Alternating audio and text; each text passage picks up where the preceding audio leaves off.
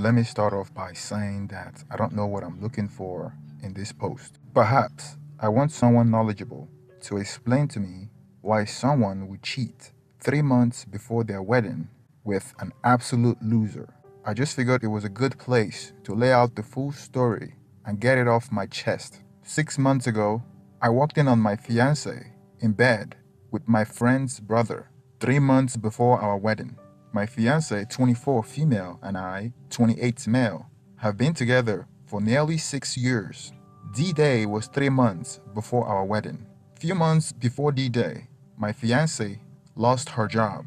Since we have known each other, she has always been in and out of jobs. She has never lasted for more than a year at a job. It's either she gets fired or she quits. It was never her fault. I had always believed her because I loved her.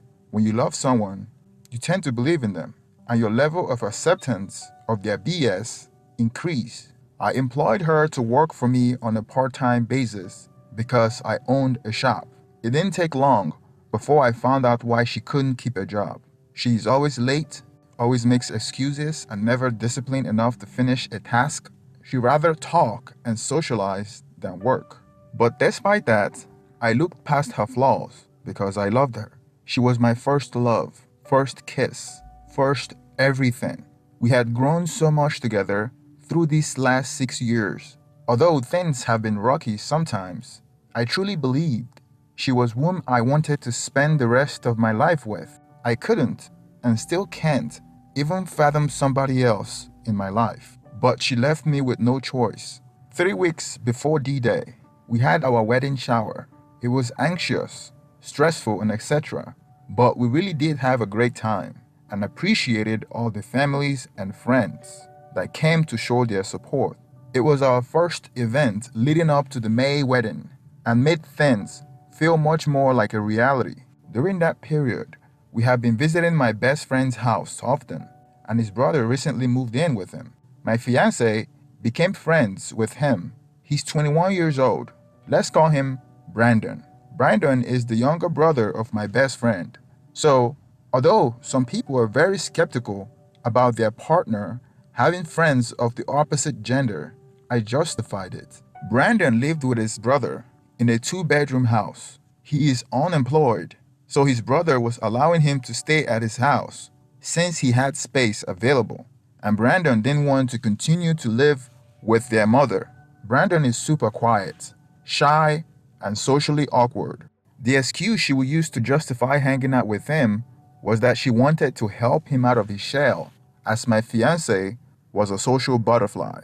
I am a business owner and I own a shop. I work long hours, especially in preparation to spend so much money on our wedding. Most of the guests that are coming to the wedding are from my fiance's side. The only income my fiance earns is what I pay her for working for me part-time. So 100% of the wedding expenses is covered by me. All my fiance was responsible for was the planning. My best friend was also in the same business as me, but much smaller scale, and we sometimes had to use or share the same equipment and borrow from one another. A few months before our wedding, my fiance started taking some hours off work, and her excuse has always been that she was planning something that has to do with our wedding. She uses anything that she could to make excuses. Our wedding is no different. I knew that was BS, but I always let it slide and ignore her because I don't need her most of the time. Till it became normal. One day, I had to get something from my friend's house. He borrowed my tool and left it in his garage. So I was supposed to come over and pick it up because he was too busy and I needed it as soon as possible. I had to go and get it myself. He told me that Brandon is home, but he might be sleeping because he is jobless. So he didn't want me knocking on his door all day. So he gave me his keys to let myself in and take what I needed from his garage. I closed my shop before I left because I didn't have anyone to watch my store. My fiance made her normal excuse that she was going to meet the planner for our wedding. It was supposed to be a quick drive to my friend's house. His garage door wasn't working, so I had to go through his front door, then through his corridor to access his garage. As I was walking towards the garage, that was when I heard moaning. It was clearly a sound of a woman. I smiled because I thought Brandon had scored. I didn't think he was capable of pulling a woman because he was so quiet and shy. Never in my wildest dream did I expect the woman to be my fiancée. I moved through the garage as quietly as not to make any disturbance. After I took what I needed, I headed back to the front door to exit the house, but stopped halfway when I recognized the sound of my fiancée. Immediately, it all added up in my head. I placed the tool on the corridor and slowly tiptoed closer to the room where the sound was coming from. The room wasn't far from the corridor, so I was right on the front door after a few steps. Then another proof that confirmed that it was my fiancée was her shoes were on the front of the door. Now I was certain that it is her, and I was close enough to recognize that my fiancée is the woman that was moaning. I twisted the doorknob to open it, but it was locked. I had to force my way in and broke the lock. As soon as I forced myself in, I saw my fiancée trying to cover herself behind Brandon. Brandon is holding a clothes hanger to protect themselves. It was very comical looking back, but it wasn't funny to me in real time. When they found out that the person that just forced his way through the door was me, my fiancée came out from behind him and started to apologize. Initially, she said that it was a drunken mistake. It never happened before. She knows she effed up, etc. I asked her if this is what she has been doing when she leaves the shop. Is this how she plans our wedding? I asked her how long it has been going on, and she lied that it was the first time. I wanted to beat the hell out of Brandon, but the kid was too weak and fragile that it's hard to believe that he made the move on my fiancée. I figured she was the one that initiated it. I remember having a deep pain that for the past few months, I have worked so hard to make enough money to pay for the wedding, and here she is, screwing another guy. Nothing hurts more than finding out that my efforts had been in vain. Me and my fiancé were arguing in Brandon's room while he slipped away, realizing that having a conversation with her was pointless because she was lying through her teeth, even though she had been caught red-handed. The more she lied, the more I became enraged. It started affecting me physiologically. My knees were shaking, and it was getting weak, and I felt like it would buckle. I started hyperventilating, and then I stormed out of my friend's house to get some fresh air. I called my friend and told him what I just found out, and I asked him how long he had known about this. He swears on his daughter's life that he is as shocked as I was. I didn't know what to do. I didn't feel like going back to work that day, so I went to the bar to get some drinks and to think. My friend called me, but I was lost in thoughts and didn't answer. I felt like I was a fool for not suspecting anything. I felt like an idiot for trying to marry someone that I thought I knew. We have been together for 6 years. I thought that was enough time. The love I had for her had blinded my ability to see her for who she really is. She could be selfish and demanding, and sometimes she would belittle me in front of our friends. However, I was so in love with her that I didn't see these flaws. All her negative qualities became more apparent. Things that I was so blind to before I caught her cheating, I could see now.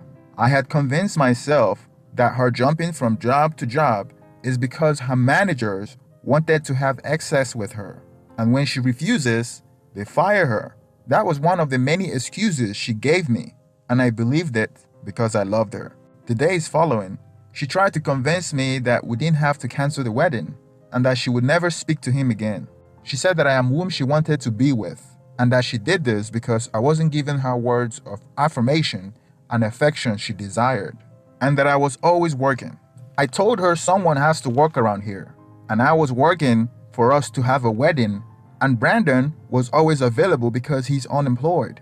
I can't help but to believe that the affair has been going on for a while. She claimed that I have walked in on the first time, but they have been spending much more time together lately, and I have tried to look past it as I always thought that they were just best friends. Once I told her that we have to split and wanted her out of my house, her whole tone changed. Then it became, now that I have time away from this house, I realize that this isn't what I want, and I have been a coward by not telling you. I have not wanted to be with you for a while. Honestly, it's painful I found out. So she never wanted to be with me. Yet she was about to get married to me in 3 months. We have already sent invitation to family and friends. Clearly she was with me for what I can provide for her. She seemed to regret it at first, but that regret and guilt that she felt the first day has completely seemed to dwindle away because it became clear to her that we are no longer going to get married and I was going to kick her out of my house. She tried to get me jealous by saying that she was going to move in with Brandon. Brandon is unemployed and he is weak and shy and can't even get a job. He's leeching off his brother and she's going to move in with him? Brandon is living off his older brother and they are both going to leech off his brother? I told her that she didn't think her affair through. I had a feeling that my best friend wouldn't jeopardize our friendship by allowing her to stay. While she was packing her things to leave my house, I reminded her that she was fired. She responded by saying that my business sucked and saying all kinds of terrible things about my business. Same business that has been feeding her for the past month. Fast forward 3 weeks later, she moved the last of her things out of my house and taken 2 of our 4 dogs with her. My house was a wreck as she took all the living room furniture, our bedroom TV, dining room, table, and etc. Granted, she paid for some of it prior to moving in together, and some was given to us by her godmother. However, she's taken every possible thing that she's justified in taking. She admitted to me that she and Brandon had a serious feelings for each other. They continued to be intimate since I cut them the first time, and they continued to see each other for a few weeks after. After she moved out, she seemed to show no remorse for what she did and seemed acting happier, living in this fun little fling with this guy who has no job, no education, and lives with his brother. Till the money started to run dry and they both couldn't find a job.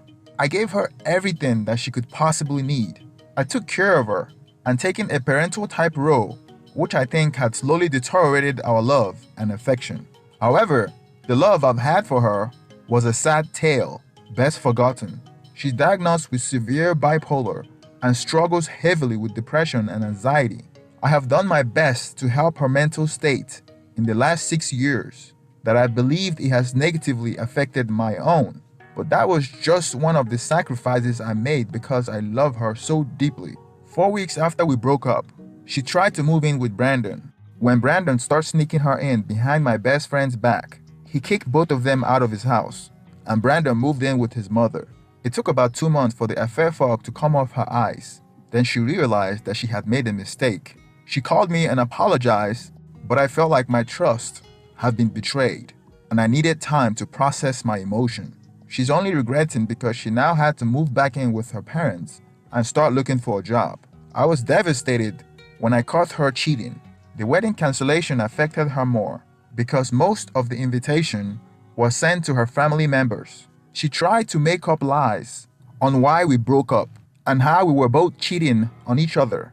But I sent a Facebook message to all her friends and relatives that I know and told them the truth. I took a financial hit because I already made a down payment for some of the wedding expenses. Over the past few months, I focused on myself, spent time with friends and family, and started to rebuild my life. I thought about my fiancée often. I knew that I couldn't just forget what happened. About 2 months ago, out of the blue, she contacted me. She apologized again for what she had done and told me that she had made a huge mistake. She said that she still loves me and wanted to try to work things out. She told me that she's no longer seeing Brandon.